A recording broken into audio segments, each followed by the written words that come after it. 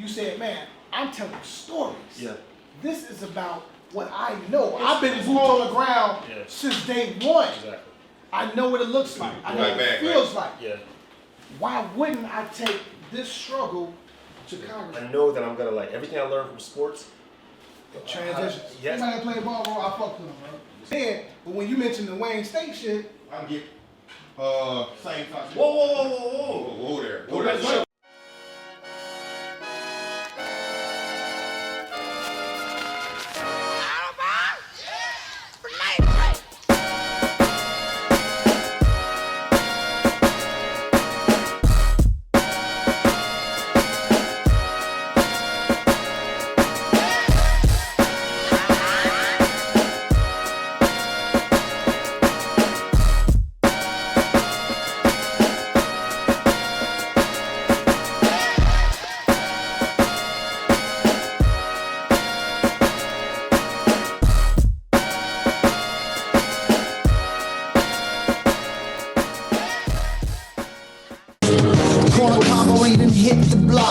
Hey, what's going on, fellas? What's going on? Talk to me. We are here. We are in the building. You just look wild down there hitting buttons, bro. It's clicking and tapping, man. Like Morse code and some shit. That's my NPC, man. You know what I mean? You got to be ready at all times. You heard? I'm a motherfucking producer as well. Okay. That's why he won't cut that out of the video, because he think it's like really cool to watch him hit the buttons. I don't know why you hate it so much, man. I'm going to have to do a survey, man. I took care of it though, man. You know, hopefully it met your approval. You know, like I care about your survey. Approval. Yeah. Okay. Anyway, man, let's go ahead and get into it, man. It's episode 98. We have something special going on today. We are in the compound, as you can see, and I'm excited. Birds chirping and shit. Yeah, I'm excited. Fresh air. Yeah, man, we are on that mighty south side. I'm scared though. You tweaking. You know, it's interesting too. Like as we roll, like it's just like, you know, this is how I separate the South Side from the West Side. Quite honestly. Watch your words now. What do you see across the street? Greenery. Single family homes with front yards and places to park their car. There's not 18 feet, apartment building. The West Side is full of apartment buildings, like flat out, right? Okay. You high as hell. Okay, I'm not saying it's not parts of the West Side that don't have housing. What I'm saying is that when you ride through the South Side, you see more blocks that that have single family homes, right? And so False. I think that culturally that has a factor. I mean, we're going to disagree. We know that. But I'm just throwing that out. Facts are going to disagree. Actually, all the apartment buildings are in fucking Maywood. That's not a shit. At all. Several of his family members stayed in them. What the fuck is O Block? It's like all apartment buildings. I'm not saying the whole South Side. I'm just saying that there are more blocks on the South Side that look like this, single family homes. There are more blocks on the South Side that have this. So you're telling me that a side of town that was historically Jewish initially had courtway buildings, and they haven't done a lot of reconstruction out west. Because that was the original ghetto. That was the whole point. Them houses are still there. They're not houses. They're like, well, whatever. We ain't gonna have this whole. Have you seen my house? My neighborhood? All right, let's just bring the maps. We'll bring the maps next show. Definitely got to bring the maps. How about this? We just drive through the motherfuckers. No, I ain't driving through the West Side. Shit, why? I ain't 21 no more. That was a risk I was willing to take at 21. Right. What I look like? Nah, fuck what he talking about, y'all. Grown man with investments. I don't need to be riding through Madison for no reason at all. With investments, I like that part. Good shit. Talk your shit. But anyway, man, I see you shave your little mustache and shit, man. That's funny.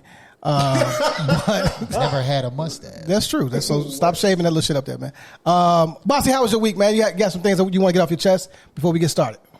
Week was cool, man. Don't give a fuck about work as usual. Let's start there. That's the perfect starting point. I'm going to give. I don't care what side of town you're from. I'm going to give out West a lot of love on this one because everybody knows that a few months ago my niece was killed tragically. She was taken from us by some motherfucking moron, some idiot, some asshole, some loser. All right. This guy was in K-Town, and the streets caught up with him. Oh. So now you where the fuck you belong. I'm gonna clap. Wow. I'm gonna clap for Out West and myself and the family. Wow. I don't give a fuck about you, dude. He's out of there. So be it. You know what I'm saying? Your dad's an asshole for trying to have you on the run. Now, I can't say what a father would do, how to protect his child or anything like that. But some things I just won't stand for. I'm not gonna shit on the mama. She tried at first, but she tried to help at first. But then the husband stepped in and put the kibosh on all that. So get that out the way, we still love you, Yaya. I'm glad that Buddy's not with us anymore. And then I did security at the United Center again.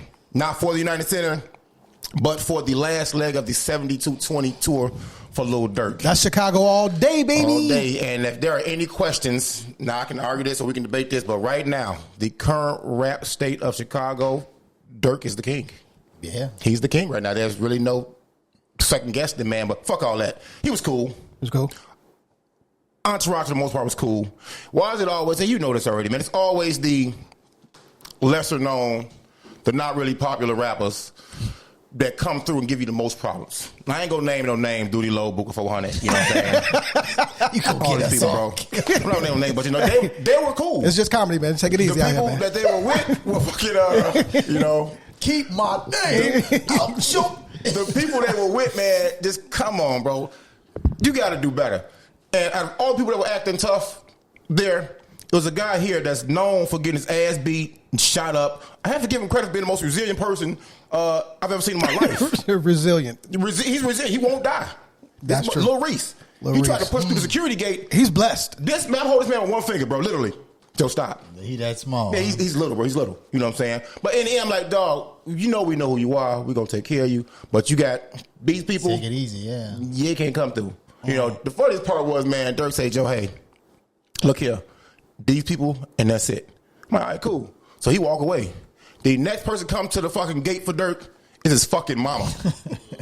So I'm not supposed to let her in? He was like, nope. Right. Sorry, Dirk mama. After that, Dirk said no. the next person come through is his sister. I'm looking like, Joe, this got to stop. I know they're coming in, man. But it was a good time, man, to watch the city give him a lot of love. The job wasn't as difficult until maybe I started at 11 o'clock in the morning. Maybe it's like 9 at night, and people start showing up, and everybody's feeling entitled. Dude, so they having first of all, the fire marshal said it's over with for the after party. They shutting that shit down. Too many people, yeah. They got on the stage built for 20 and put 39,000 people up there. I saw the clips, Right. yeah. True, it was out of control. Happens, so one guy was like, man, I got my kids out here, this, that, the water, bam. It's 1 a.m. Man, you know, y'all don't respect the kids. I say, Joe, how old your daughter? 8, this one 9. Don't they got school tomorrow? Right. Why y'all blowing big green in their face too? Because Dirk is a But you care god. about the kids though. Yeah. I don't think 8 and 9 is the right time to go see Dirk.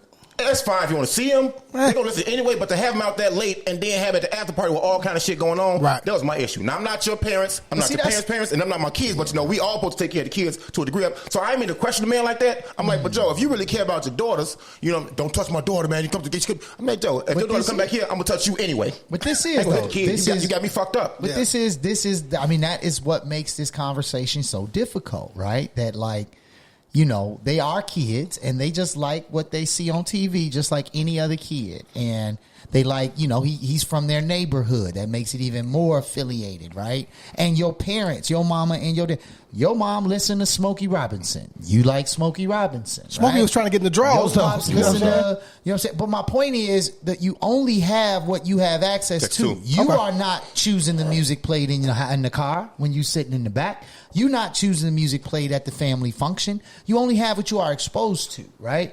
And so the affiliation or the affection that they develop, that's natural. The second question, though, is, okay, then as the adult, how do you make that decision? Like, look, because let's be fair. Ain't a whole lot of other versions of music out here for them, right? Like, that is the type of music that's available to them. Man, listen to Corday, man. Corday, my nigga. Corday is, but that's not where they come from. They don't come from where Corday comes from, I hear right?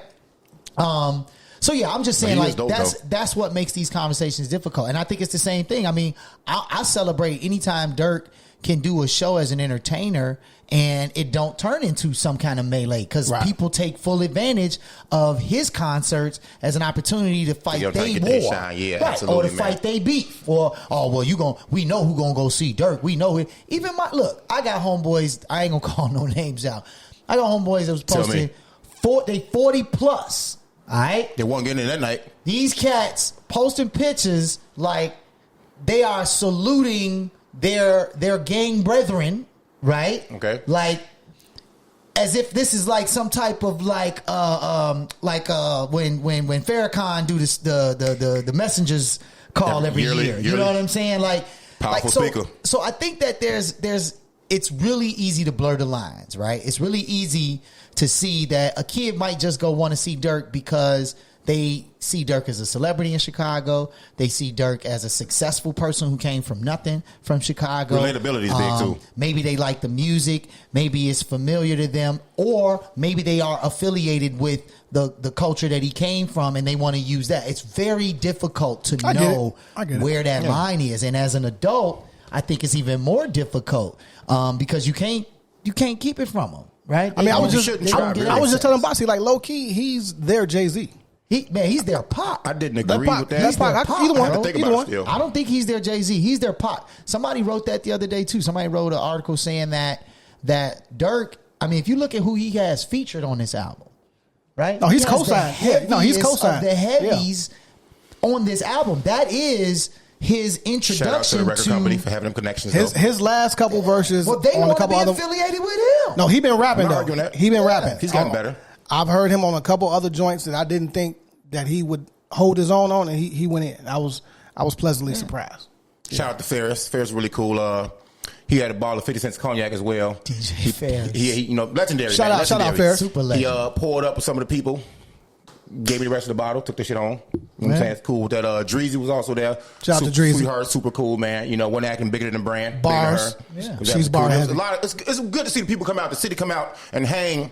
The stars, the famous people, the ones that come out and hang and be cool, no drama. It was just sad to see that the people y'all bring with y'all half the time don't know how to, I don't want to say behave, that's such a negative word to me, don't know how to carry themselves, conduct themselves, or just be and enjoy what's going on. Enjoy success with you. Enjoy the magic carpet ride. Enjoy that shit. You know what I'm saying? Don't give us a hard time. Why y'all being so policey? Dirk bodyguards pulled us aside, was like, hey man, when y'all stopped us, we stopped the security guards. I don't know the fuck you with that shit, bro. You stopped too. You know what I'm saying? Like a regular guy. Right, y'all didn't show up with him. The two walked with him was cool. Right. The four that came later, Joe, stop. Who you with? Yeah, how do I know you in security? But it's like, man, thank you for doing it, because when I saw y'all do that, I know y'all just not letting anybody back here. You set the tone. You set the tone. And that's always been my message. Is like, yo, my job is to protect the artists. That's who I paid to come. That's who people came to see. Good old check. I don't know the rest of y'all, right? Until they give me the go. That's what I'm gonna ride with, right? Because this is what I'm here to do, right? And it is, like you said, it's just it's a conversation more artists need to have with their camps. And that's in any field. His manager did a good job though. X did a good. Shout out X, man. He did a good job of not bending to everybody's will. Period. Let me pick y'all brain real quick for 1 second. I know we got to get it moving. So, you know, when I have to do my job at work, I know how to do it. I've been doing it a long time. I'm great at it. So I get a call. All right. A scenario here. Young lady has met a person on an internet app, right? A dating app, Hinge. Trash. Met it there. Fine, I don't care. Life is life. Some people don't like the dating pool. Some people do. Some people indulge in all the amenities of it. I'm okay with that. I don't have to. It's all good. I don't have to. I don't have to. So after 2 or 3 weeks of talking to this young man, right? They hook up a date. They agree to, hey man, you know, they both have these fetishes about 50 Shades of whatever. 50 Shades of Grey? Whoa. All that shit. So you should see inside the apartment. I'm looking like, what? All right, bet. I can't sit down nowhere here. Right, nowhere. Period. Right. So the guy comes over. She lets him in the building. They agree to him not being seen. So when he gets to the front door of her apartment in the building, she tells him, hey, wait here. I'm going to go blindfold myself.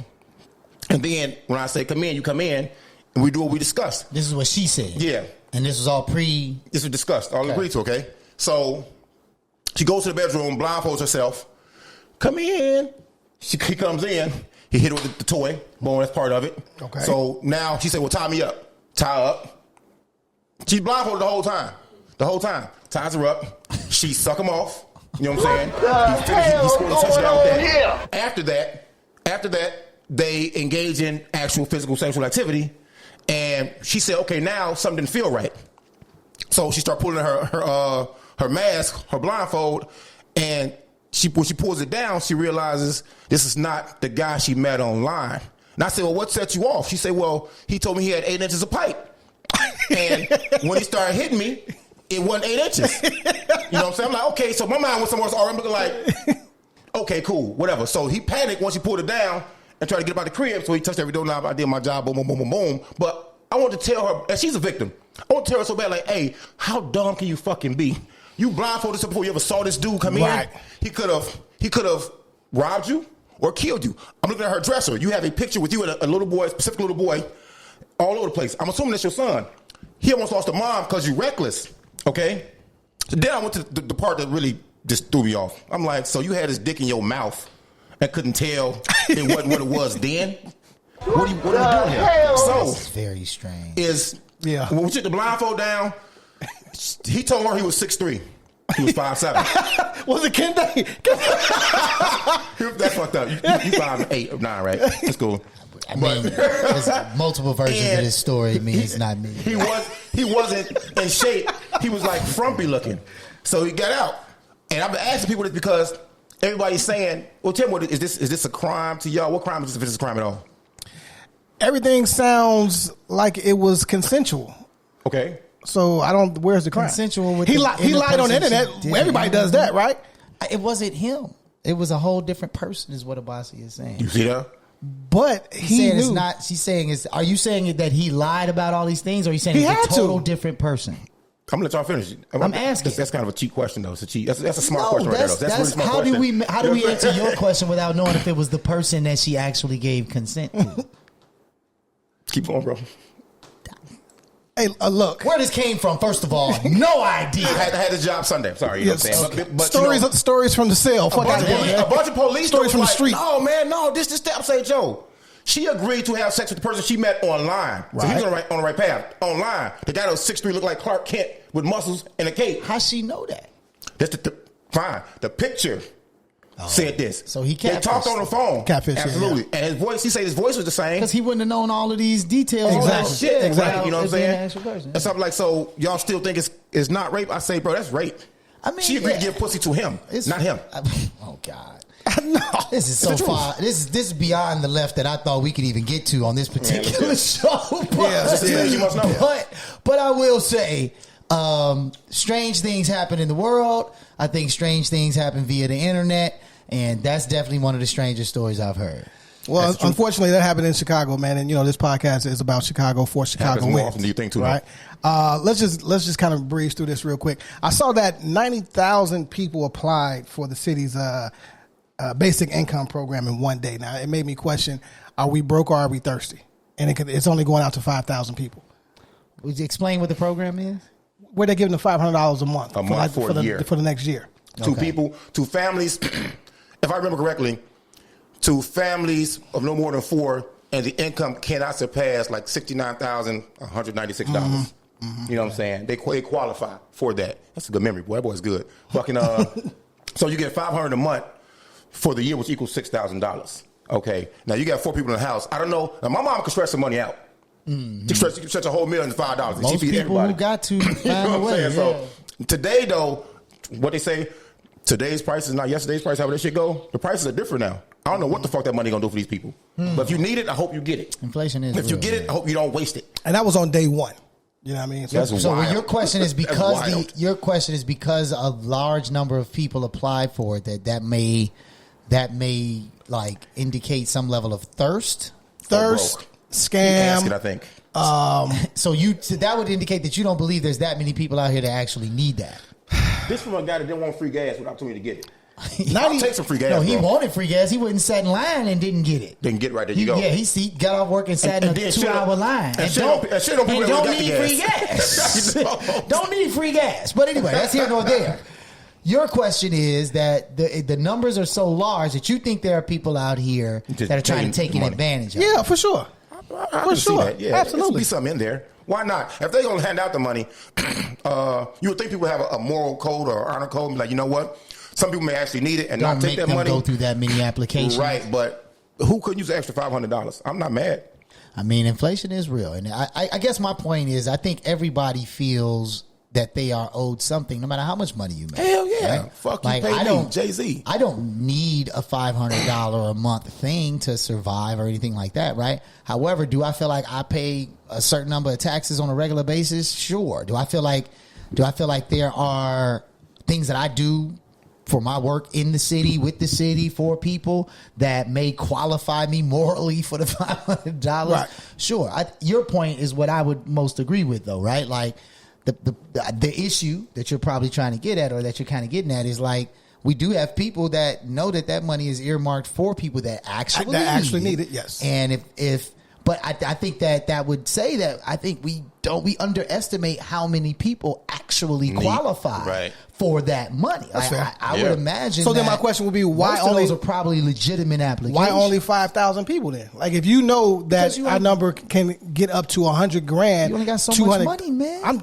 Get more. At the end of the day, can we get more? You got to apply for the grants and government funding and shit, bro. We can talk about that on the second segment for sure. We're definitely gonna get to Absolutely. that. I mean, we didn't even. Obviously, you can see the giant sign behind our the wall. Yeah. We in the compound, man. We in the compound, man. And so we're gonna get to Brother Cole at some point. So that's definitely one of the questions that we can get to. But yeah, I think there's definitely a capacity to how much money you can give away. I feel that. Bossy out west, man. They're really trying to build up out west, man.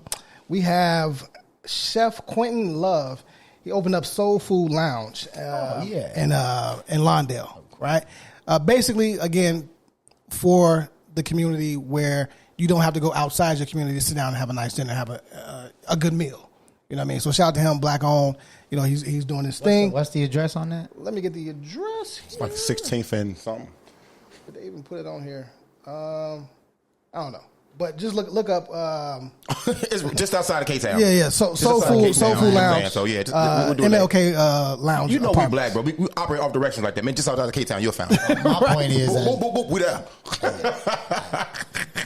But yeah, you know, I'm happy that he and people are slowly but surely investing in that side of town, you know, because through history, you know, I also got to do something later on too, though. You know, the prominent blacks came through and they end up selling up here out south. So you looked at, you know, out west as, you know, kind of the reject part of, you know, I say the reject part of where our community went, you know. But now people realize it's such a central location to live because it's close to downtown. It's close to the west suburbs. You are right next to Western. You're right next to Cicero. You can pretty much access 55, 290, 94.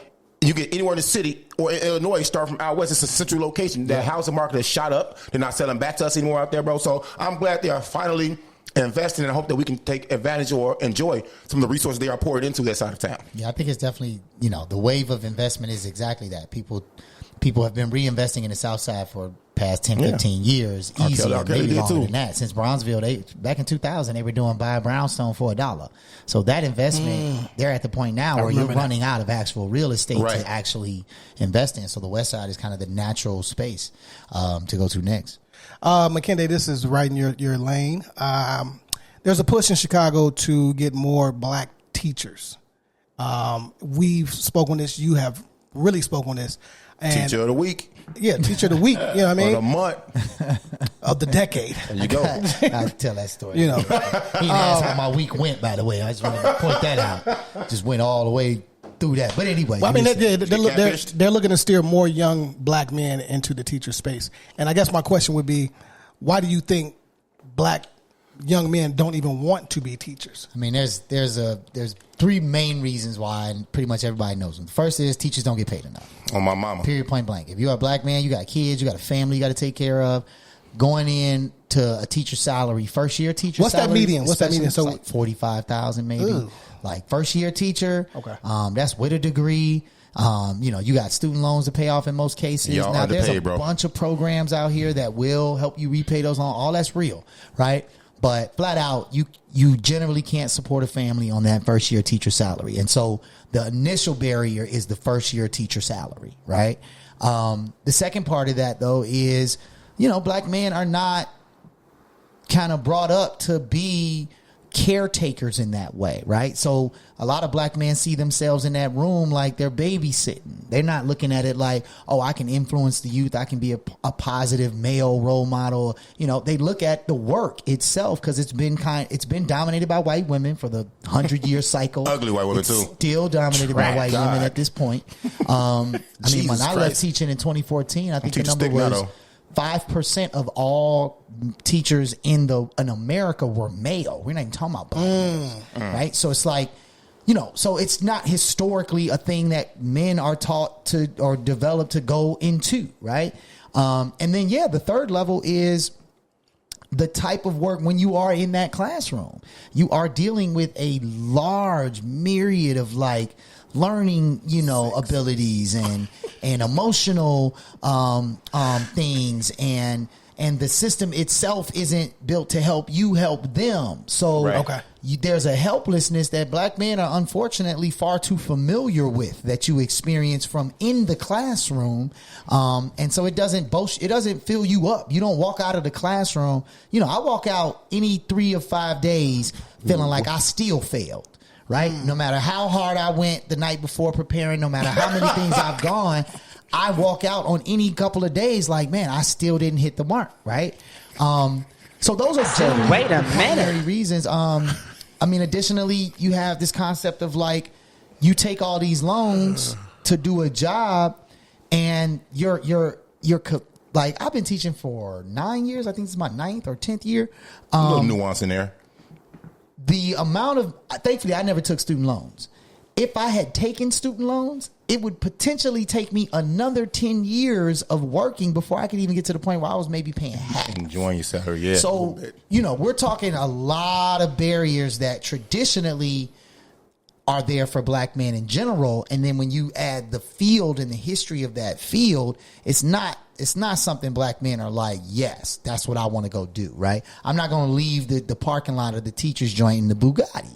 You know what I'm saying? I got a better chance going out here and doing some rapping or some, you know what I'm saying? Like, I got a better chance testing my hand at business or opening a So store. how do we make that career look more favorable? I mean, right now, the big initiative that I've been seeing around, I mean, it's national too.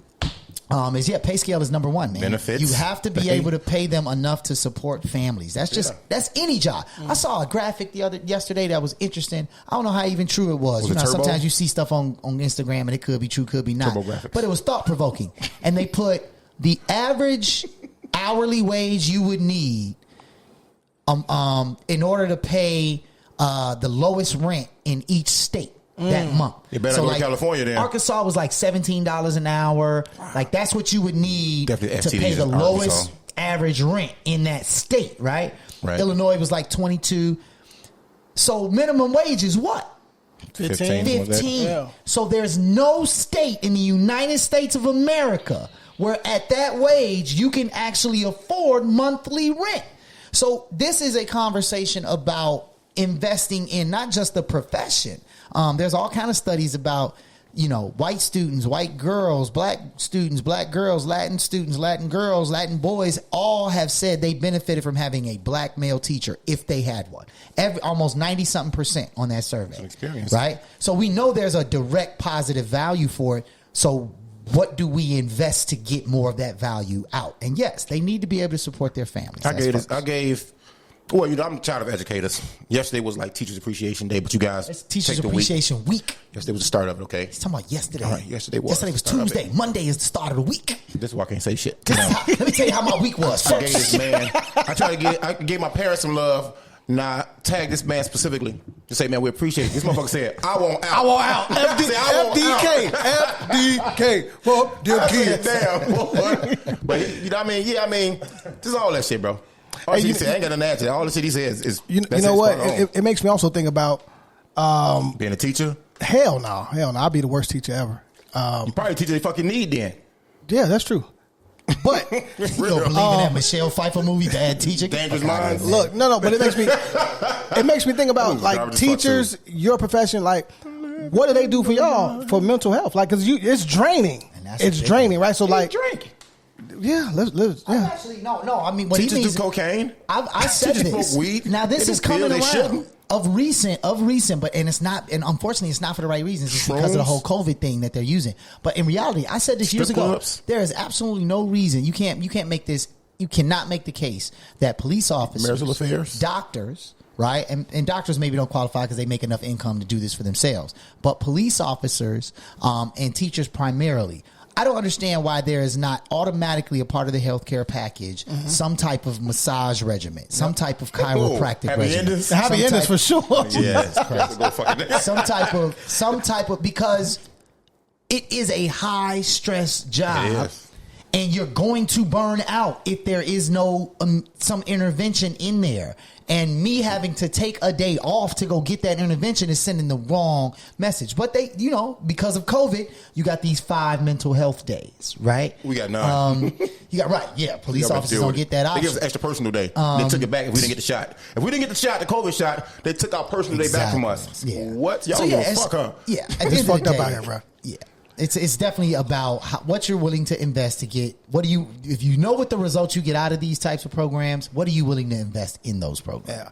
Also, man, all summer long, who is it? Planet Fitness. Planet Fitness. The judgment-free zone. Allowing your kids to come in there for free all summer, work out, do what they want to do. You know what I mean? I think that's dope. What's the age range on that? I don't know if I want my kids going to a gym full of old 50-year-old men. They get free pizza too. It's 13 to 21, I believe. That's still a little. No, actually, I'm sorry. 13 to 18. I'm sorry. I'm tripping. 13 to 18. Is there like specific hours just for kids? They said they free all summer. They didn't give the hours. That sounds a little suspect. Just to have the opportunity to have some of these kids working out, man. Because you do have kids and kids at an all-time high. You got kids that are actually working on scholarships. Their time, sports in the gym. Yeah, that's not fair to any other customer. I'd not kick them kids out my fucking gym. They take a block of time that I want to be at the gym and give it to them. Fuck them kids, okay, Joe. but on the same token, if you, let's just say, nice Mr. Man who wants to help this 13-year-old get the right form, Mr. Man. You don't see where this could get potentially. Where's your mind go, though, bro? Damn. You're the guy in the gym every day, all day. And what I'm saying is you see a kid over there doing bad form on a lift, you go over to go, no, buddy, you need to do this. You know what I'm saying? You don't see that there could be some potential cross lines, how that's viewed or how that's a good point. perceived? No, that's a good point. That could be there without that happening, too, though. But, yeah, I see where you're going. Okay. Yeah. The gym is a weird place. All kind of shit takes place. If you're not looking for it or been there long enough or know the characters in the gym, you won't see it. But the shit you're talking about definitely happens to kids, to women, to other fucking... It's a dude that was at LA Fitness on Roosevelt Canal. Older white guy. Very, very, very fucking weird. One day he's having a conversation with somebody in the gym. He goes to the locker room about 12 times in 2 hours. You have a parking limit there for 2 hours. 12 times to watch people undress. Nah. Yeah, that's weird. Bro, I'm like, dude, so he's the kind of guy you're talking about. Yeah. Him. But him, yeah but so I'm going to invite teenagers to come to go to his gym? Like, it just seems... Maybe they didn't think about it. You're right. Maybe they need to rethink it, right? It's probably parameters. It's probably parameters and a structure to have classes there to work with these kids. They're not going there and just run fuck around, bro. My mind went to the athletes, right? The athletes that are about to leave. Your hair not shining today, bro. Hey, man, don't worry about that. The cut is fresh. Shout out to Marlon, man. That motherfucker, next time get super. Anyway, y'all beefing? Who? You and your barber? No. Okay. My stylist. Shots. Nigga, respect me. My stylist, Stylist? Respect me, motherfucker. He went to that prison braiding program. Take your head off. Come on. Take your head off, boy. Hey, we stay with Goldilocks out here, partner. Come on, Trey Young, uncle. Jamal, this is the problem when profits get up. The barber becomes a stylist now. All of a sudden, boy hair ain't moved in 97 episodes. I'm starting to wonder some shit. You know what? Let's wrap up these quick hits. But I gotta talk about this teacher, man. This shit happened here in Chicago at Whitney Young. Now we have a teacher in New York who had his kids pick cotton seeds. He bought the cotton to class and had them pick the seeds out of it. And then shackled them. But before you go there, if you were white, you had the opportunity to opt out he of this put shackles on them, bro. You know what I'm saying? And then, like he was saying, if you couldn't get the shackles off, you know what this punk said? I feel like this it's all right. Your ancestors couldn't do it either. I feel like this is turning into ways for certain teachers to get on TikTok. It's because these stories are getting outlandish. It's crazy. And I'm just saying, like, even the most racist teachers that I know personally and have Did y'all met see his picture? don't do this like type a weirdo. of thing, right? So it's like, I think Boy, this is touch kids. this is turning into a way to like keep this in the news so that, because election cycles are coming up, and we know by fact that using this racial type of antagonism has benefited certain candidates in certain races. That is by fact. So I think there's something else to this that's not just as simple as like, we can't believe this happened. That and this motherfucker could just be feeling in power because of the last presidency. So many of these people came out the fucking closet, you know what I'm saying, and felt free to do this kind of bullshit, bro. And that's how they got there. But this is where you need the parents to step up and complain and go to these PTAs. If that don't work, catch these moms in dark alley and beat their ass. Facts. Period. Facts. That's all we got in the quick hits, man. I got one more, man. Go ahead, This get is your shit off. definitely specific to Maywood, You got one man. more. It's very unfortunate to have to report this news. And anybody from Maywood, anybody from Bellwood, anybody from that area, anybody ever went to a Proviso East basketball game, you know this man here. His name was Chuck. Chuck was the owner of Owl's, which is a typical pizza puff, super taco, Polish and fried with mild Mild sauce sauce. kind of thing. It's still there. It's on First and Madison. Obviously anybody that went to East went there a million times, but he was just a staple for, I think, somewhere like the last unfortunate then, bro. 35 years or something, man.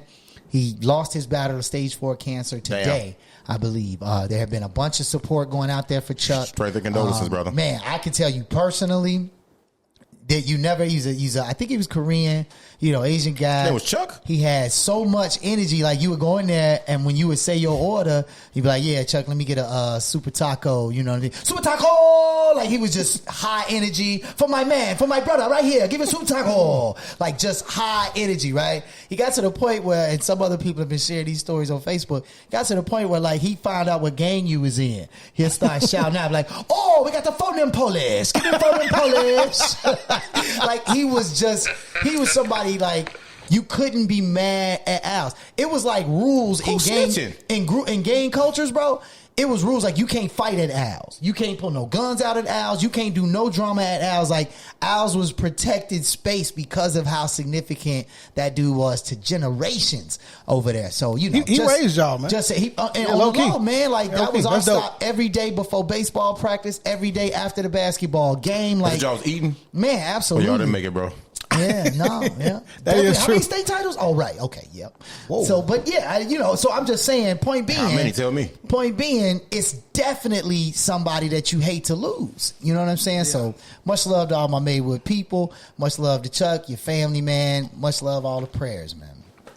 Well, after these messages, We'll be right back. Headquarters, you know what I'm saying? But let's welcome to the stage Mr. Jahmal Cole. yeah. Hey, what's up, everybody? Thank y'all for having me, man. This is huge. Y'all amazing, bro.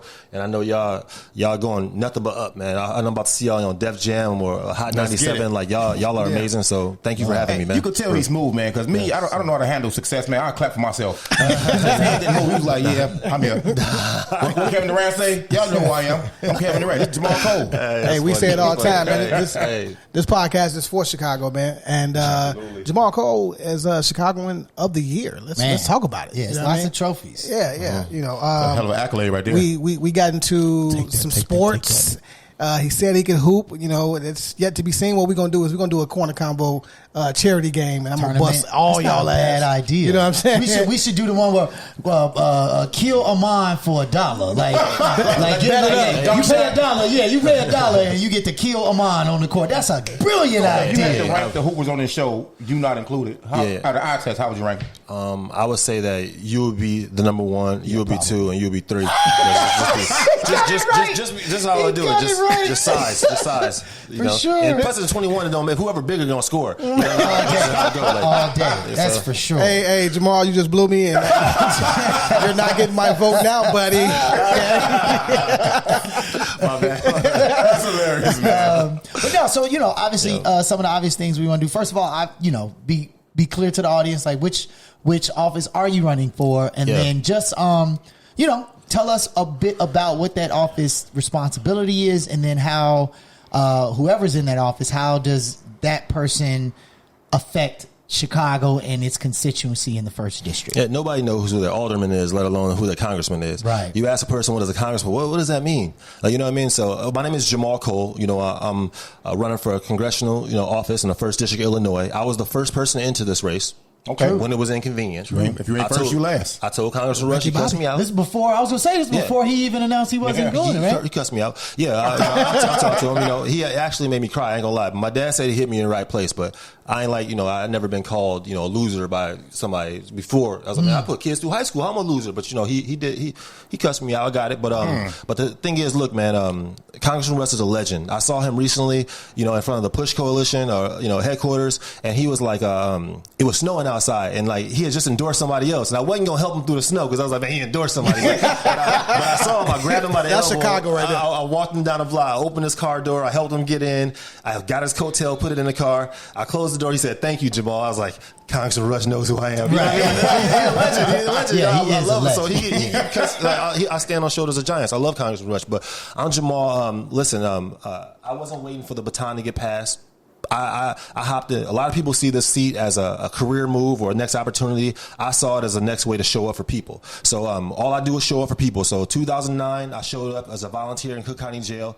I was writing rap lyrics with a young man as a form of therapy. In 2013, I started My Block, My Hood, My City. It's one of the most impactful nonprofit organizations in the country. We take teenagers from the lowest performing schools on educational field trips, and we expose them. Like, if you show kids better, they do better. If there's 15 currency exchanges in your neighborhood and ain't no banks, if you ask a kid what's a job at a bank, they say, I don't know, I never been in one. So we take that kid to a bank. Everybody want to be a rapper and a basketball player. I can take that same kid to Gatorade and they can learn about consumer engagement. They're going to be like, I want to be a consumer engagement specialist, Right, Jahmal. You be like, well, why? They're like, right. I never knew it existed. So I showed up throughout the pandemic when 8,000 seniors reached out to my organization. Literally 8,000 seniors reached out to us. We connected them to primary healthcare physicians, shipped PPE, did contact tracing. I showed up for small businesses. I used my Instagram page to raise $2 million in one day. And when business was closing down, I gave that money out to 300 businesses last year. I'm doing it again this year. I show up every winter. That's me with a shovel. That's me with the hoodie. That's me that show up for the seniors. I show up during the heat waves. All I do is show up. I've done all this stuff without ever running for an office. I never wasn't waiting around to get votes. Salute. Imagine what it's going to be like with somebody like me in a seat. I'm going to make sure the government show up for us. Boots And that's to the who I ground am. for I real. just show up, bro. Boots That's who to I the am. ground. So, yeah. Man.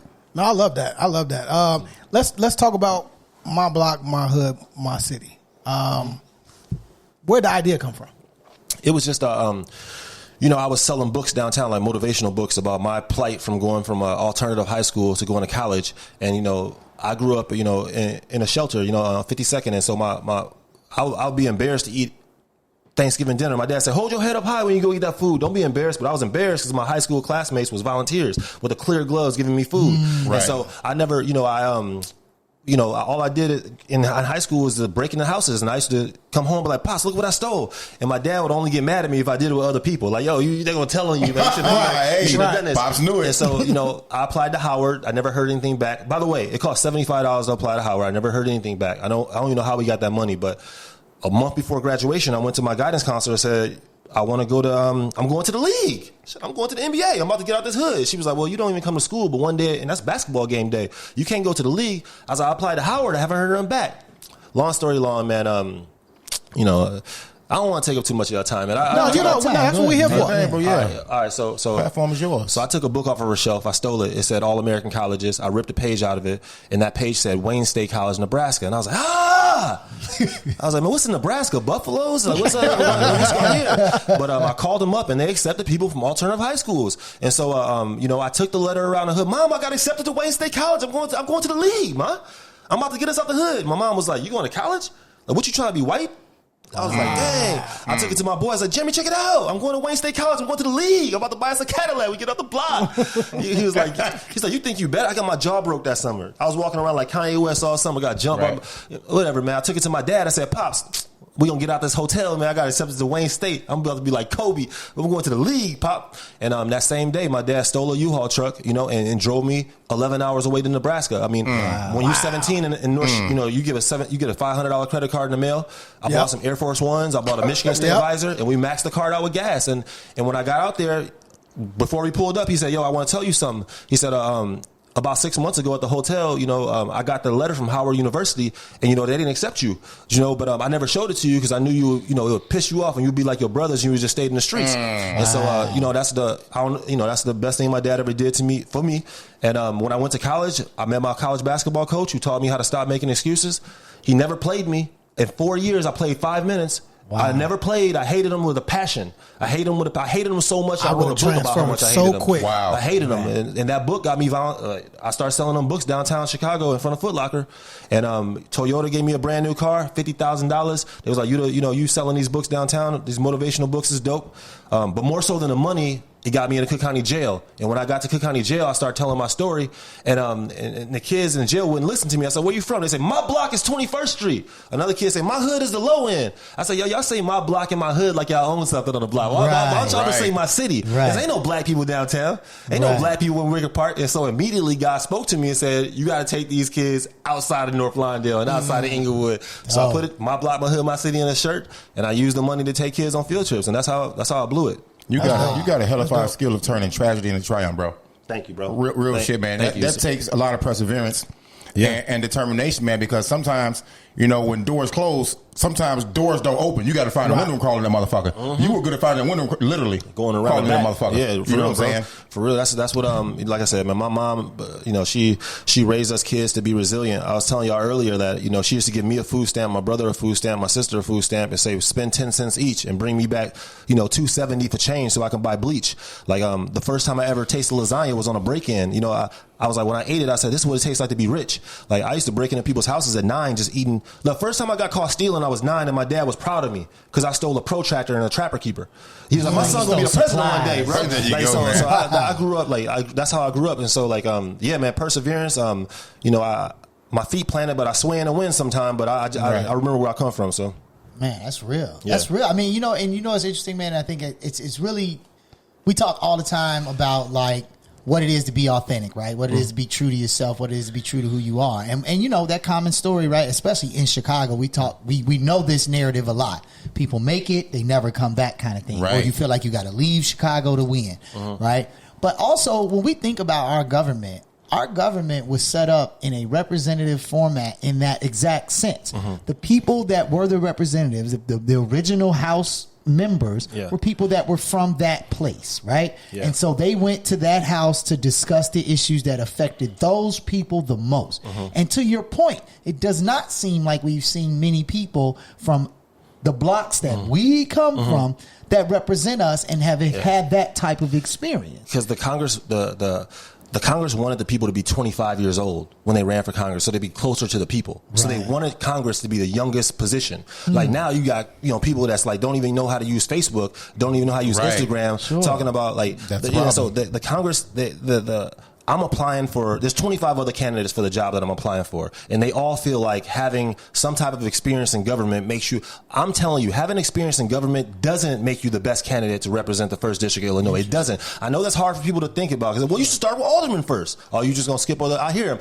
It's the hardest thing about running for Congress is having people that is close to you that don't believe in you for 14 months. You know how hard it is for people to say, when they walk up to you, they got love for you. They don't say they're not going to vote for you. We happy you trying. Yeah. Right. Ooh, bro. We happy you trying.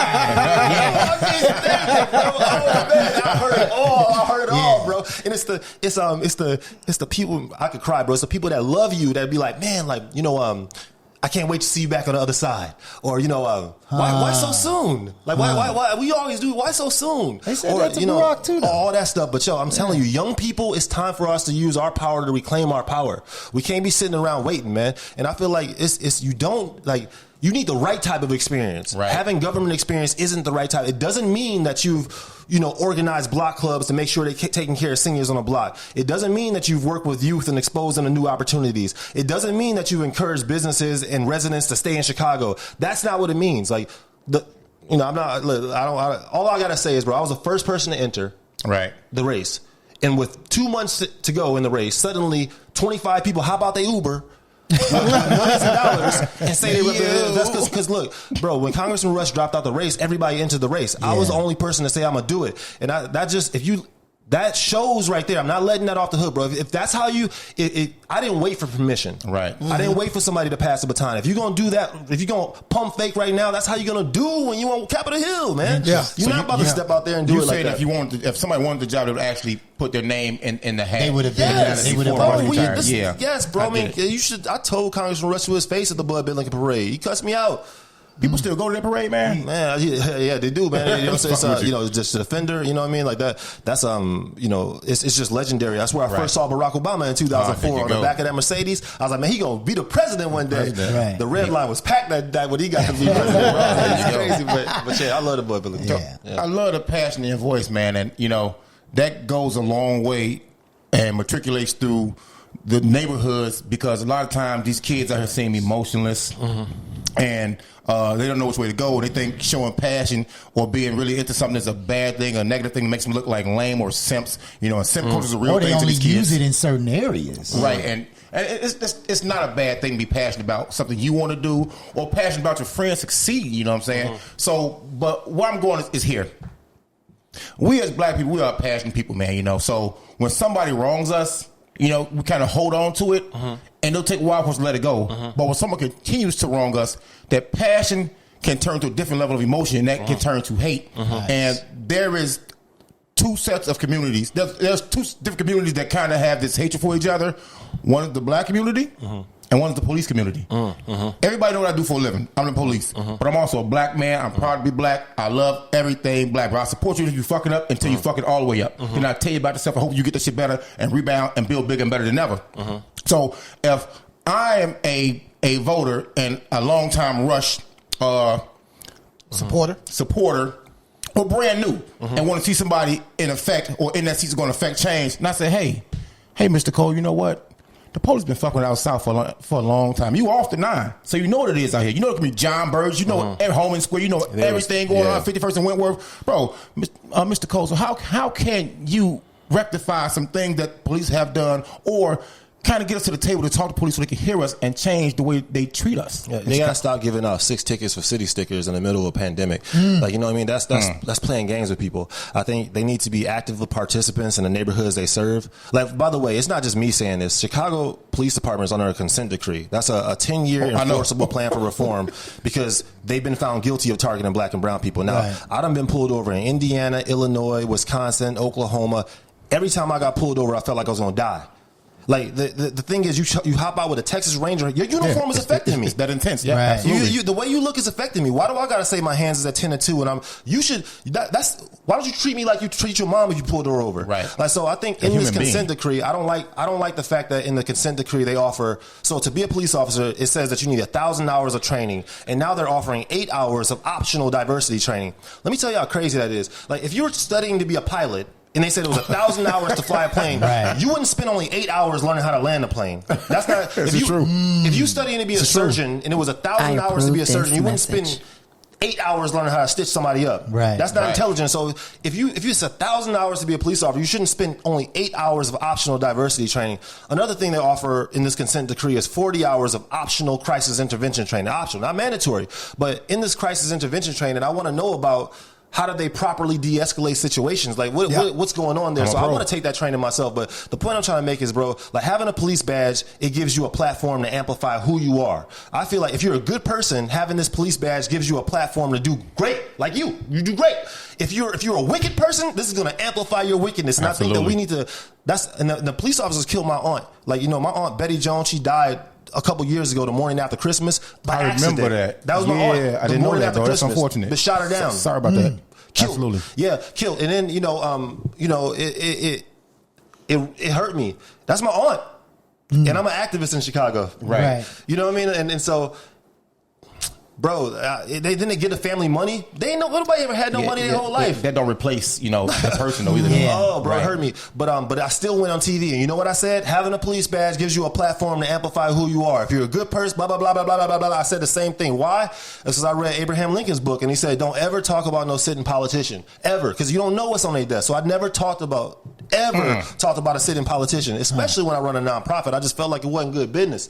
So not even good business. It's just that I've always wanted to be a politician. So I was like, I'm going to learn. But anyway, bro, I feel like, so that's one thing. Second thing, with the kids in the streets, I saw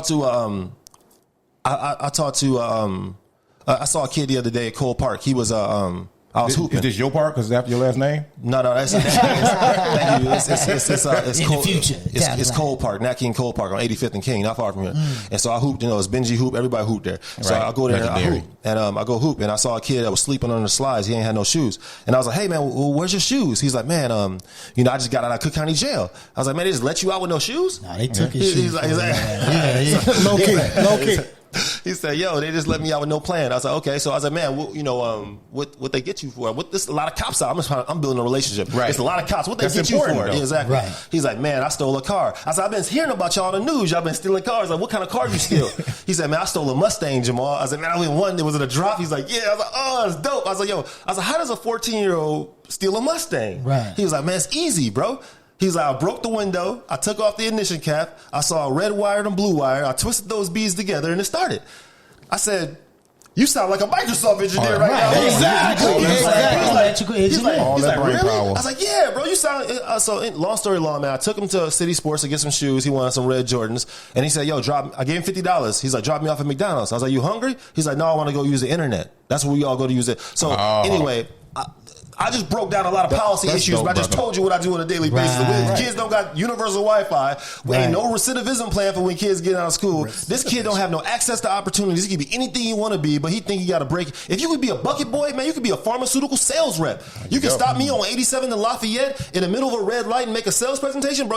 That's the way to look at it. That's That's the amazing, same. bro. We look That's at it, what bro. I bring to the Interesting, table. man. That's what makes me different than other candidates, really bro. that interesting, boy's so eat interesting pod now. because it's like earlier today, I've been struggling with my class, right? I'm teaching them this Me too. I've been entrepreneurship struggling to get there. unit, and I'm really trying to get them to focus on the same conversation, right? I teach a social justice class, and we've covered racism and sexism and, all these things. But I'm like, what the most important issue to me is this wealth gap, right? And this conversation about how do you own things that develop value and then pass those down generationally, right? And so entrepreneurship is one avenue through that. And to your point, we started out the unit with what are you already good at, right? Now in my class, they're not gonna tell me they good at stealing cars, right? I know which ones might be. Right? but they're not gonna say that in class, right? And if they do, they're gonna try and make it funny. But I can, like you said earlier, know the difference between how they use the language. And again, the person that really stole the car is not gonna tell nobody they stole the car, not in public like that. Anyway, so it's the same concept. Like, what skills do you currently have that you can start? I'm not talking about 5 years down the line. I'm not talking about 10 years down the line. I'm talking about right now. I can help you put together a business plan that you can start to develop now, so that if you decide not to go to college, right, you can start this business. The point I'm trying to get to is we talked a lot about education before you came on, right? How do we reform the education system, specifically from the federal congressional level, right? Like, I think it's important to note, your boots on the ground can't be challenged by anybody. It's unmatched. Can't be challenged, right? How do we reform the education system, or at least impact the education system in that exact way that you're talking about, but from within the school walls? Bro, I have my block, my hood, my city. We work with 150 students a month from the lowest performing high schools, the most under-resourced communities. We expose them to different opportunities. I started going into the lowest performing schools today, lunchroom, and say, "Hey, let's just build a relation." Because I just went to ask the principals, "How can I help?" "Oh, go to lunch." I just build relationships with kids. "Oh, where you from? Roseland?" I'm gonna take you from school, take you downtown to a trading firm, and drop you back off at Roseland. When I used to drop kids off at night, they used to be like, "Oh man, you got the yellow tape in front of your home. Oh, it ain't serious unless it's the red tape. That's when you know it's real." You know what I mean? Like, so the point I'm trying to make, bro, is like, It's important though. I really have for the last 10 years of my life been working with the educational system, bro. And I put my own money. This house right here was my first house I bought with $16,000. This house went into foreclosure starting an after school program. I used the money from this house to start an after school program, bro. For real. So that's how I did it. But I say that to say, I actually work with 15 high schools, and I have a 36 school waiting list for my after school program, right? And so exposure is key. If you show a kid better, they can do better. If they don't know no better, they can't do no better. I tell kids all the time, if you ask your friend, "What you doing today?" He said, "Oh, Jamal, I'm just maintaining." Run! You don't want to be next to nobody, just maintaining. I can't be next to you, bro. Like, I talked to a kid the other day. I said, "Yo, You giving up game, bro. You giving up game. I asked him, I said, "Yo," he said, "Jamal, I don't keep a lock on my iPhone." I said, "Well, why not?" He said, "Just in case I get killed, I want the police to know how to contact my people." I said, "Bro, like he wasn't thinking about where he gonna be 5 years from now. Right. He was thinking about I'm want dying next next day. day. So that's Yeah. what I'm saying. I asked, "What you do this weekend, bro?" "Oh man, I had a great time. I ate some good food. I got to kick it. I got to chill." I said, "What, you have a barbecue?" "Oh no, I just went to Leaks on 79th. It was the best funeral I've ever been to." Wow. Like, bro, like, Kids be asking me for money for Jordans. Y'all got AAU? Oh no, we all wearing the twos to a funeral. But I'm telling you, like, I work with youth every day. And so when it comes to education, that's why I'm running for Congress. Like everybody else, I care about youth leading and I care about ending gun violence. That's, bro, talk to the other candidates about whatever I care about youth knowing that they can lead. And I care about ending this gun violence in Chicago. Those are my two things I'm really passionate about. No, I love that. I'm a father. Are you? Yeah, I would think so. I think my kids would say so, right? I love what you said earlier about how you grew up. And I thought it was interesting when you said, my father patted me on the back for stealing. My father stole a U-Haul to take me to college to play ball, right? That message that he sent could have been misconstrued. And you had the mindset to say, okay, this is what we had to do because of our situation. I don't have to do this, right? So my question to you would be, as parents, how do you make the parents feel good about what your policies that you really want to push, and how does that affect parents and our youth now? Yeah, because I mean, I feel like they go hand in hand. Yeah, it's a good question. I would say that like my dad played the movie Malcolm X so many times, I thought Denzel Washington was Malcolm X. So, you know what I mean? He should have got an Oscar. He should have got an Oscar. You know what I mean? So when we used to be homeless, my dad used to take us he used to take me to Jewel, and I call it Jules, obviously, and he used to take us to Jewel. For sure. Everybody gets that belong there. Exactly. He used to go in and we used to walk around and look for quarters. If I could find 50 cent, a Little Debbie snack was my dinner, right? You know, the zebra cakes, that was my favorite thing. I needed 2 of them.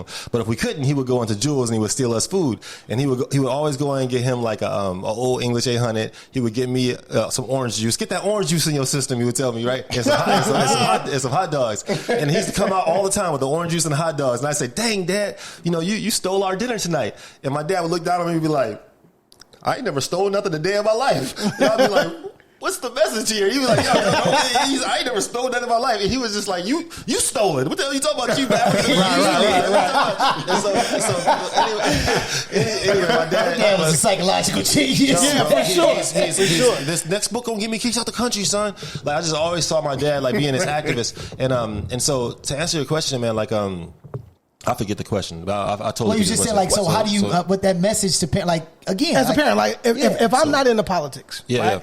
I need to know your messaging for my 10-year-old that will be 15, 20, my 18-year-olds, my 20-year-olds now. You put having a seat for a long time, right? Yeah, for sure, man. Absolutely. At least when I took this, when I ran for it, Alderman Sawyer, who's my role model, told me that, you know, you got to be there for 6 years. You got national name recognition, more so than Obama when he ran against Rush. If you're going to run for this seat, Jahmal, you got to make sure that you promise me you'll stay there for 6 years, because that's what it's going to take for it to be. It's going to take for actual change. Exactly. Yeah, you're not going to get nothing done at one time. So I'm like, okay, I'm going to start a 5K between the Republicans and Democrats.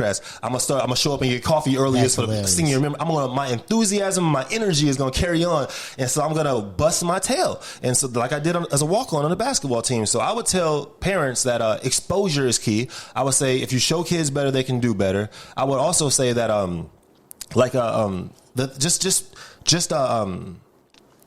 I got 2 daughters. I got an 11-year-old daughter. I was going to ask, are you a parent? Yeah, I got an 11-year-old daughter and I got a 4-year-old daughter. One of them, both of them want to be activists. My 11-year-old, she's more empathetic. My 4-year-old is more compassionate. One's like, she'll give you a hoodie off her back. But the point is that my 11-year-old, she's a great artist. Like I don't want to, so when I'm talking about, when I'm talking about ending qualified immunity, I like, hey baby, draw me what you think police brutality is looking like in the country. And so use your art to explain qualified immunity for me. So I would just say, pay attention to what your kids are interested in and like match the skills that they have with what the college offers, as opposed to telling them to go to Duke or go to a big name school. What are you interested in? And then and by the way, you can save 5 years by reading a book. You know what I mean? I know I know people don't believe that, but bro, like if you want to be I read Mark Echo's book about how to sell hoodies. It's called Unlabeled. I read Damon John's book of FUBU, how he did it. It's really practical. Send 100 hoodies to the radio station, and when Usher come to the radio station, tell him to give him one. He put it on Instagram. You're gonna develop. Like it's literally practical advice like that I just encourage kids. read a book, do something with your life. It can save you 5 years. That's kind of the advice I would be giving. I love that. It's real, man. I mean, look. I mean, you dropped a gang of nuggets for what I think. Quite honestly, I think, again, we think about politics as this other space. The average person doesn't realize the power they have in this environment, and I think, to see a candidate that definitely speaks the language they speak, I think that's appealing, right? To your earlier point, right? You say your goal here is not to do politics the way you feel that politics, as Jay-Z said, politics is usual, exactly. Right? Exactly. Somebody said before him, though. Yeah. And if if there's really enough, support behind that message, and you win, you made this, you brought up this point about, 6 years. Honestly, Bobby was there for 30, and before him, it was another brother. DePriest was early. But right, these I'm saying, my point that I'm getting to is that these seats tend to be long-term seats. Yeah. So tying that to one thing that we haven't talked about, which is what you said, ending the gun violence. We know very practically that's not some magic wand, right? There's no way to just go outside and be like, I'm going to end it, right? So from a practical standpoint, but also a policy standpoint, how do you marry those two, right? Because you are boots on the ground. We get it. You can knock on doors. You can talk to these shorties directly. Not everybody can do that. You got a certain credibility. You got a certain respect. But in the national level, you can't do that in L.A. You can't pull up in some set in L.A. and Compton and get the same result necessarily, right? So how do you marry the two? How do you end gun violence in your constituency, but also do it from the national level? Well, I got kicked out of the Super Bowl for having a sign that said "End Gun Violence." They kicked me out. What year was that? Because that's important. That was this year. And DJ Envy saved me. This year? Yeah, for sure. Come on, 2022. Come on, I went to the Super Bowl, bro. I went to the Super Bowl. I had a sign that says "Stop Gun Violence." I made it out of a cardboard sign. I brought it into the Super Bowl, and they told me I couldn't have it. Give it to me, or we're gonna arrest you. I said, but the end zone says "Stop racism." The helmets say "End racism." Then why can't I have a stop? They said, well, this is political. What? That's give it to us, or we're gonna take you out. I can definitely see that though. Drugged me out there. I saw DJ Envy on the way out. We took a picture together, bro. On the way out. I did. I saw him on the way out. He was like, "What's going on?" I was like, "Bro." Anyways, man. Long story long. They when I took me outside, they said, "You gonna give us this? We're gonna take you to Inglewood jail." I said, "What's the easiest decision of my life? I ain't going to jail in California. Take the sign." They took the sign. I left. Still, I went to the halftime show and I left after that. But they ripped it up in front of me. And wanted to make a point. Interesting. But they kicked me out. But the point I'm trying to make, bro, I got I've been shot at 3 times in the last year. I got hit once. We've read about it, man. So gun violence is personal to me because anybody can advocate for whatever. This is what makes it different for me. When I got shot, I was jogging on 69th in South Shore, and I go jogging every day down 79th Street, 3 miles a day, right? Somebody wants you to be in shape, bro. Bro, what's that, man, bro? I'm jogging, bro, in my own hood. Nothing ever happened to me on 79th, ever, bro, ever. Once I go to Hyde Park, what's going on out here, bro? What's going on? What's going on out here? I get to 69th and South Shore. I remember. I stayed 1 block away. I love Hyde Park. So I'm jogging. I think somebody tire popped. So I looked at the street with empathy, like, dang, what happened? I hate when a rock hit my windshield. Right. I'm like, man, like, and then I hear something hit my Apple Watch, like Papa hit my Apple Watch. I'm like, damn, what the hell hit my Apple Watch? And I looked down and my shoe was full of orange. It was orange. It wasn't even red. It was like everywhere orange. I had an unqualified immunity shirt on too. So I was like, damn, like what's going on? I thought he shot me. But a lady started screaming like, ah! And I woke up in the ambulance and they was like, oh, well, don't jog that way anymore. Wow. That's goofy. If I lived on the north side, would y'all have told me not to? If I didn't live in the first district, would you have told me that? No. Wow. I got to the hospital. That's a running joke on the lakefront, though. They say don't. You get to a certain point, they say don't go south, always go north. It's just a bullshit joke, but it's a running joke, bro. They shot me, bro. They shot at me, sprayed me down, and I got to the ER. When I didn't cry when I got shot, but I cried when I got into the hospital because I felt like a stat. Like 15 white doctors stripped me naked in front of 15 people. They stabbed me with a tetanus shot in my right arm and start working on my arm to get the bullet out, which they couldn't do, and they left it in. And when I talk to people all the time, they say, you know, it costs more money to get the bullet out. So if you get shot in your face, just grow a beard. You know what I mean? So I don't know why. I don't know if that. I'm dead. I can't grow them shit. You know what I mean? So they left the bullet in. But while they operating on me, 2 sheriffs came to me on the table and said, "Hey, you have a warrant out for your arrest. Is your name Jahmal Cole?" I was like, bro, I volunteered at Cook County Jail. I would know if I had a warrant out for my arrest. It was like, well, you're Jahmal Cole, right? I was like, yeah. It's like, you were born in 1989? I was like, no, I was born in 1983. Right. And they was just like, oh, our bad. Now, I'm already traumatized for being shot an hour ago, but you that's arrested so me. fucking reckless, man. Bro, that's what you doing. See, like, that's crazy. Then, you know, the only people of color I saw was on the way out. They sent a psychologist to talk to me. I was straight at that point. I was already mad. Too? Was he black? I didn't see no security guard. I didn't see nobody. Just with you, bro. Okay, I see that. But they let me out, and then my ego made me go jogging the next day. So I was like, I'm gonna go jogging. Same route? Exactly, same route. I'm like, I'm going jogging the next day. And but a month later, I got shot at again on 53rd, right in front of Virtue, fucking Killings. Man. So man, I'm just walking down the street, and next thing you know, this time was the first time it was tick tick tick. This time like AK, like or Drake, something big, bro. But this is what saved my life. The shriek fear that went through my heart when I got shot. Shriek. That gave me adrenaline. I knew that it wasn't a firecracker. I knew when I heard it, I was like, oh, this is like, I had that battle experience to drop to the ground. I dropped to the ground right away, and I got up and they start shooting at the ice cream shop. They start shooting everywhere. But that field experience gave me, bro, the kids had to go back to school the same day like nothing happened. Exactly.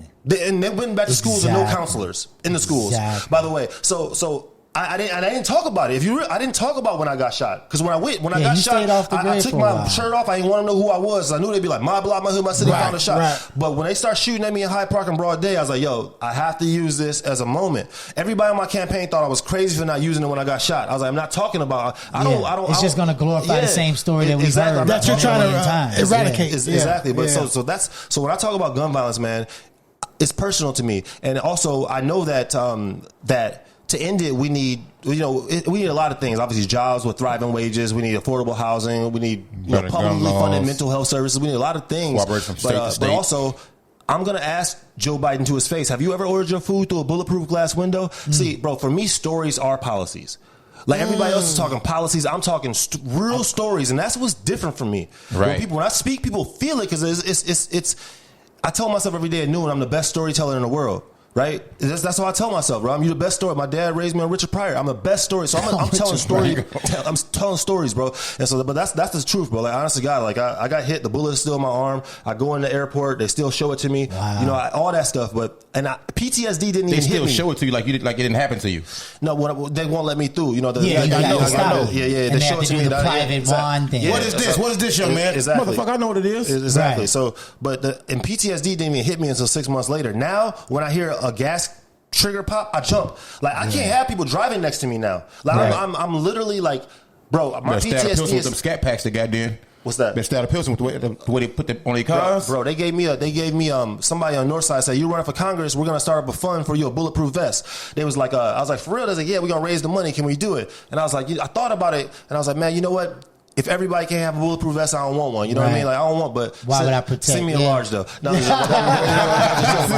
but the point is that they literally did try to start a fund, and you know, I got a bulletproof vest now, but I don't wear it because I feel like when I got shot, it wouldn't help me. But also, man, it's like it's just like shit, man. I don't know what to say. I don't know what. It's just crazy. Let me hit you with this then real quick.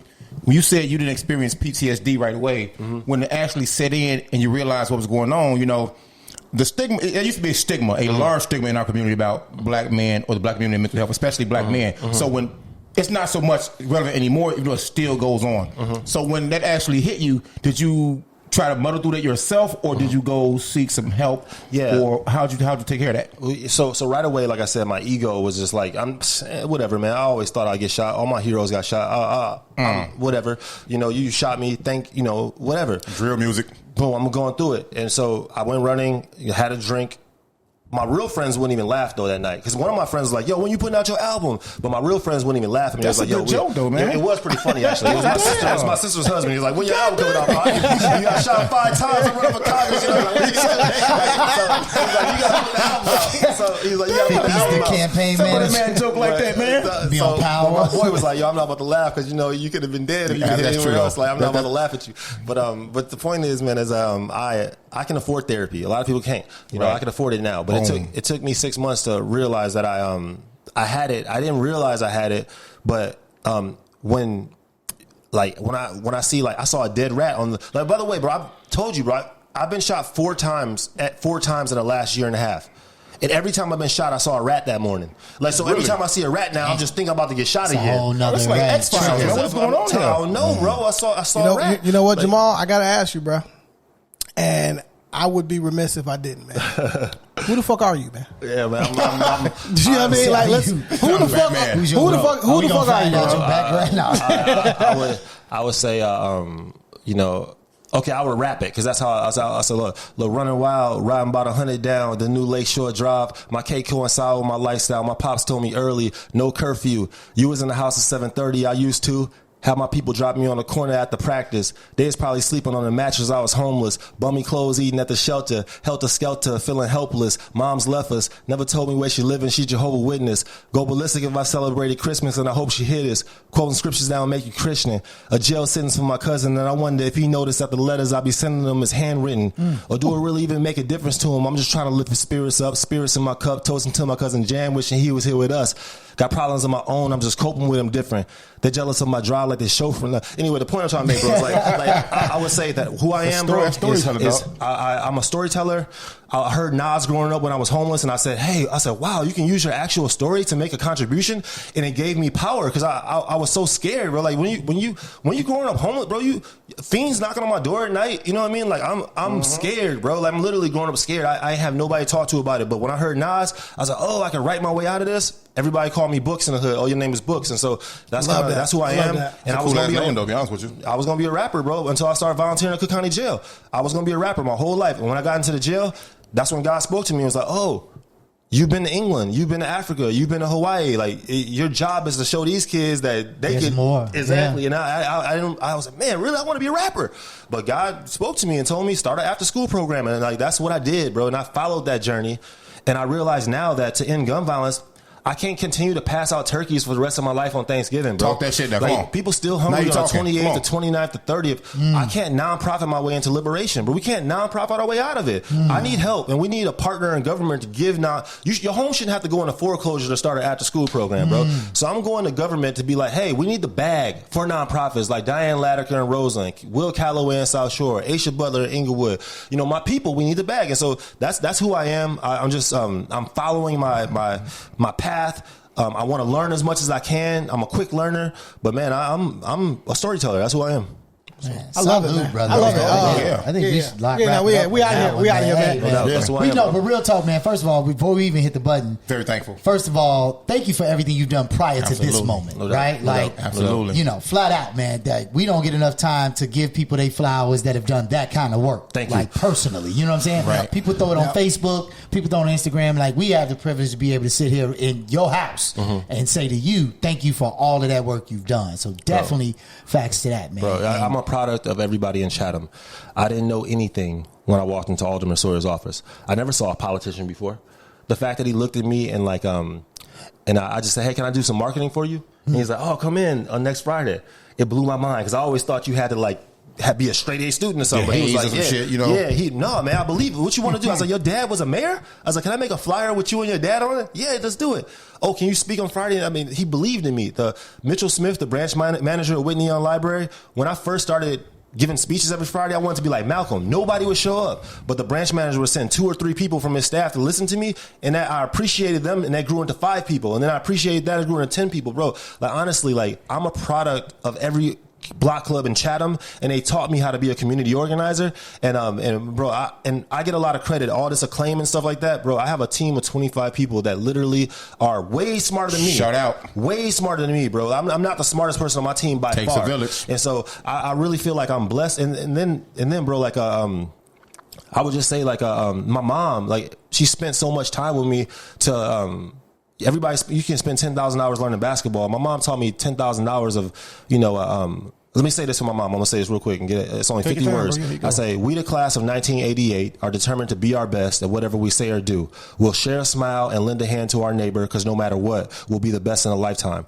Like those 50 words, that was my preschool graduation speech. My mom taught me how to give it. She taught me how to use hand gestures. She made sure I knew how to read the Bible. My mom made sure that I was going to be an organizer and an activist. And I feel like my dad wanted me to be like Malcolm, but he ain't spend that time with me like that. My mom made sure that I'm going to spend this 10,000 hours with you. And so that's, when I think of who I am, man, it's about taking care of people no matter what. It's a lot of candidates in this race. They all qualified. I can go, bro, Jonathan Jackson, amazing human being. Wow. Like, I mean, Northwestern business grad, understands how government works. Jonathan Swain, Hyde Park Festival, Kim Bartlett, great business person, great mind. Karen Norrington Reeves, every time she's talking, I pull out my pencil. She know how student loan debt works. All the candidates are qualified, man. Everybody is dope. You know what I mean? I'm just saying, when it come to me,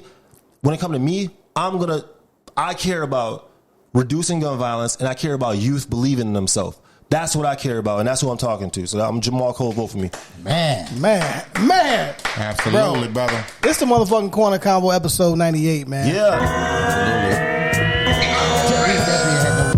Absolutely.